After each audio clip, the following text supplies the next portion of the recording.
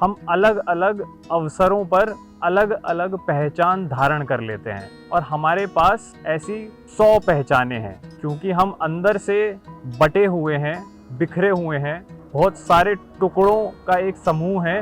तो उन्हीं टुकड़ों के हिसाब से हमारे पास पहचानें हैं। एक पहचान हमें उसकी ओर खींचती है, दूसरी पहचान हमें दूसरी ओर खींचती है। जैसे हम एक पहचान को दूसरी पहचान के ऊपर इसीलिए रखेंगे क्योंकि उस दूसरी पहचान को जिसको हमने चुना है उसमें किसी तरीके का फ़ायदा हमें दिख रहा है। भले ही कोई असली फ़ायदा उसमें हो चाहे ना हो, मगर हमारी दृष्टि से उसमें फ़ायदा है, इसीलिए हम उस पहचान को चुनते हैं। अगर एक पुरुष की पहचान स्थिति के हिसाब से धारण करने में एक सहूलियत है और उसमें फ़ायदा है, तो हम पाएंगे कि हम एक पुरुष की पहचान को धारण कर लिया है हमने। और अगर हमें किसी स्थिति में एक बेटे की पहचान को धारण करना है, एक बेटी की पहचान को धारण करना है, तो हम पाएंगे क्योंकि हमें किसी तरीके का फ़ायदा दिख रहा है तो हम एक अच्छे बेटे या एक अच्छी बेटी बन के रह जाएंगे।